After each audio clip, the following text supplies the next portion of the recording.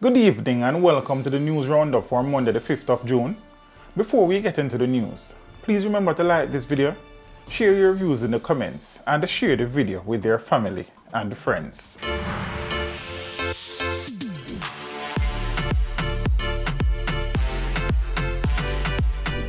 Now for the news in detail.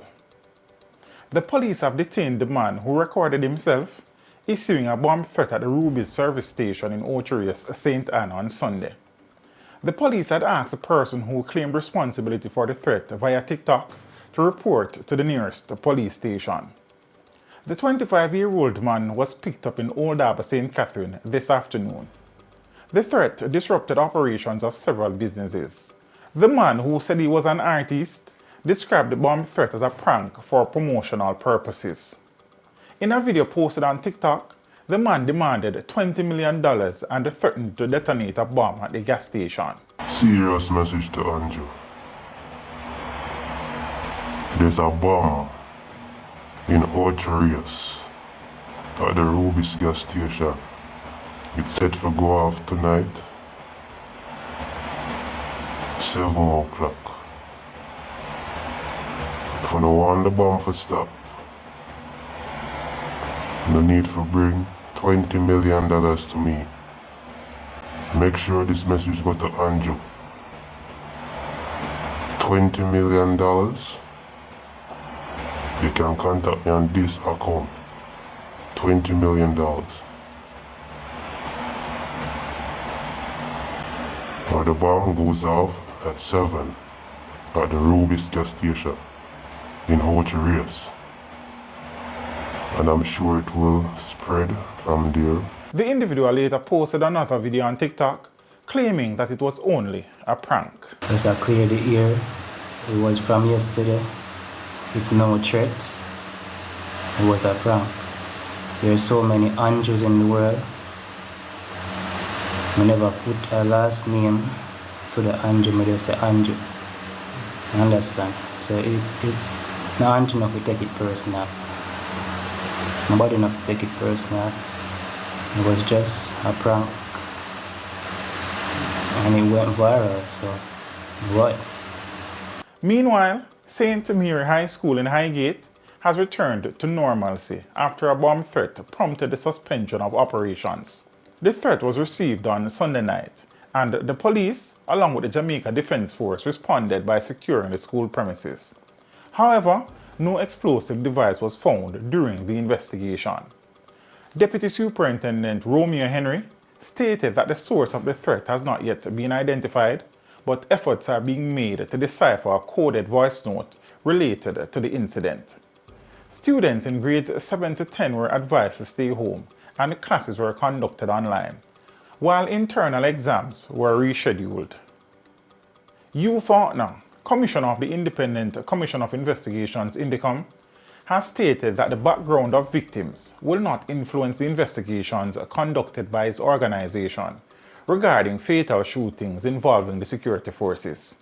His comments came in response to the recent shooting deaths of 3 men, including Nesta Gallimore, known as Zadu, who was considered the most wanted criminal in St. James. Gallimore, the alleged leader of the 9-camp gang, had been involved in multiple murders and was on the police's radar since 2019. Faulkner confirmed that an investigation into the incident is already underway. This shooting incident follows a series of successful police operations targeting wanted individuals, such as the killings of Nesta Biggercrime Morrison in Clarendon and Rudolph Shaw, also known as Boxer, in St. Andrew. The Jamaica Teachers Association, JTA, has expressed concerns about the dire state of the early childhood sector in the country and called for a government intervention. JTA President Losandra Harrison emphasized that the education system has neglected the fundamental level for too long. She highlighted the issue of teacher subsidies, describing it as a sore point that requires immediate attention. Harrison argued that the current subsidy amount is inadequate and needs a significant increase. She also criticized the minimum wage for early childhood teachers, stating that the current rate of $19,000 per month is unacceptable in today's society. She further suggested that there should be a re-evaluation of how trained teachers are incorporated into the early childhood sector. Harrison proposed changing the policy to allow for employment of at least 5 trained teachers, all paid by the government. The murder trial of 14-year-old Raven Wilson ended with 2 19-year-olds being freed in the St. Ann Parish Court. Wilson had gone missing in October of 2018, and her body was found 2 days later with her throat slashed in a garbage bag. 2 15-year-old boys were initially charged in relation to the killing, one with murder and the other as an accessory after the fact. The trial, which started in May of this year, concluded with the accused men being released. One of the accused had pleaded guilty to the offense of misprision of a felony and acted as a witness, providing evidence against the other accused. However, due to inconsistencies and the contrasting statements, his credibility was called into question. As he was the sole eyewitness, the prosecution had no further evidence to offer. The witness was sentenced to 1 year in prison, suspended for 3 years, meaning he will be free unless he commits another offense within that period. Deslan White, a popular pharmacy operator in Lindsay, St. Catherine, died from injuries he sustained in a shooting incident. The attack, which occurred in the Jericho district, has shocked the local community. The motive for the attack and the identity of the suspects have not yet been determined by the police. White, who operated the Your Choice family pharmacy, was driving his car when he was ambushed by a gunman near the Jericho Bridge. He was taken to hospital but later succumbed to his injuries. Jamaica has seen a notable decrease in road fatalities during the first 5 months of this year, compared to the same period in 2022. As of June 4, there were 171 deaths, which is 39 fewer than last year's count of 210. Dr. Lucien Jones, Vice Chairman of the National Road Safety Council, attributes this decline to the authorities' multifaceted approach to road safety, including targeted enforcement in high-risk areas. The Council is also collaborating with the Ministry of Health to obtain regular injury data, recognizing that evaluating road traffic injuries solely based on deaths can provide a misleading impression. The introduction of regulations under the new Road Traffic Act, particularly regarding the use of electronic devices while driving, is of interest to the Council. Jones expressed hope that these combined efforts, along with increased law enforcement and potential license suspension for offenders, will contribute to a lower number of road fatalities compared to the 481 recorded for 2022. 36-year-old DeCarlos Christie has been charged by the St. Ann police for the abduction and rape of a teen whom he met on social media. The charges include abduction, rape, grievous sexual assault, and the use of a computer for malicious communication.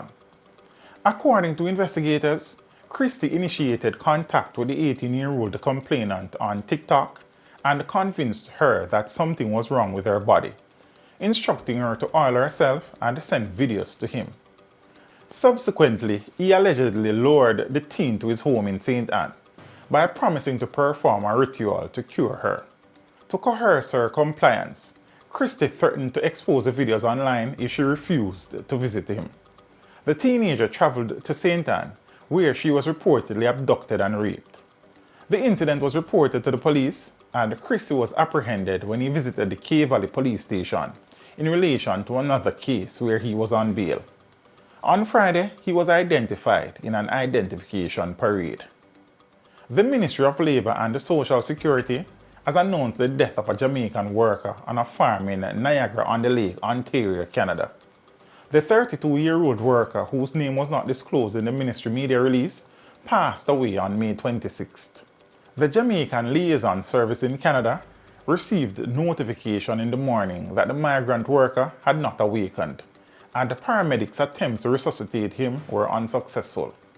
According to subsequent reports, the coroner determined that the cause of death was natural. The ministry's Family Services Unit has been offering psychosocial support to the deceased worker's family and is making arrangements for the repatriation of his body. The National Voters List has been updated, adding approximately 20,000 new electors. The total number of registered voters now exceeds 2 million, making them eligible to participate in future elections and referenda. The Electoral Office of Jamaica, EOJ, has announced that these new electors can collect their voter ID cards at the EOJ office in their respective constituencies.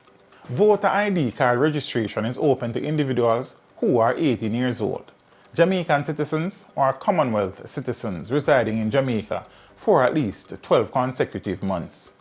Interested individuals can visit any EOJ constituency office to register, with the deadline for registration for the next voters list set for September 30, 2023. Those who successfully register between April 1st and September 30 will be included in the November 30, 2023 list. In business, the global services sector is experiencing a resurgence and positioning itself for continued growth. Over the past 3 years, the sector has witnessed an increase in its workforce, with employee numbers rising from 40 to 60,000, despite the challenges posed by the COVID-19 pandemic. Gloria Henry, the Vice President of Logistics and Business Process Outsourcing at the Port Authority of Jamaica, predicts a projected annual growth rate of around 20% for the sector. She highlighted that Jamaica excels in delivering top-notch support and solution-based services to global industry leaders. The sector initially suffered significant setbacks during the pandemic, with many businesses either closing temporarily or adapting their operations to comply with government regulations aimed at curbing the virus's spread. However, the sector is now rebounding and poised for further expansion.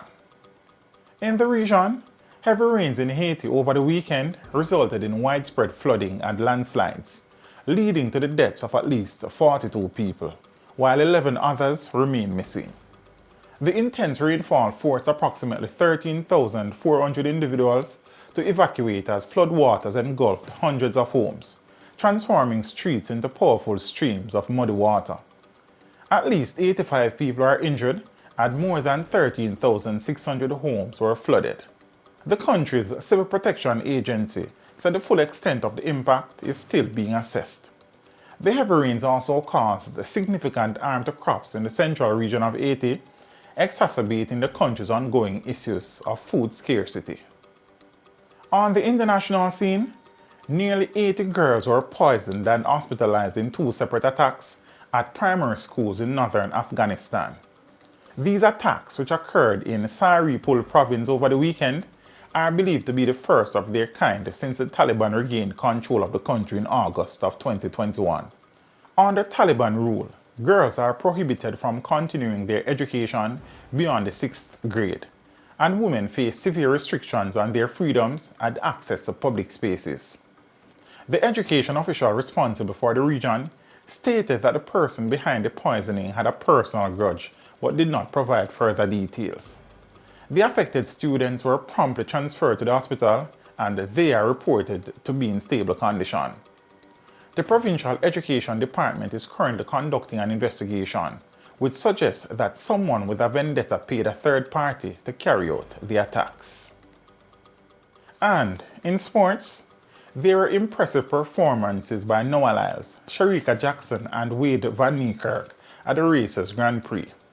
Lyles, a 2-time world 200-meter champion, set a world-leading time of 19.67 seconds in the men's 200 meters, breaking the meet record. Jackson, the women's 200 meters world champion, won the women's 100 meters with a season's best time of 10.78 seconds, also breaking the meet record. Van Niekerk, the world record holder and the 2-time world champion, won the men's 400 meter with a meet record time of 44.21 seconds. Other notable performances include Nigeria's Toby Amusan winning the women's 100 meter hurdles with a season's best time, Antonio Watson setting a lifetime best to win the men's 400 meter B final, and Tyler Macy emerging victorious in the men's 110 meter hurdles. Christian Coleman won the men's 100 meters event. In the field, Samoa's Alex Rose won the men's discus, while Shanika Ricketts triumphed in the women's triple jump. And that is it for your news roundup for today. We would appreciate you liking this video, leaving a comment, and sharing the video with their family and friends. Have a good evening and see you next time.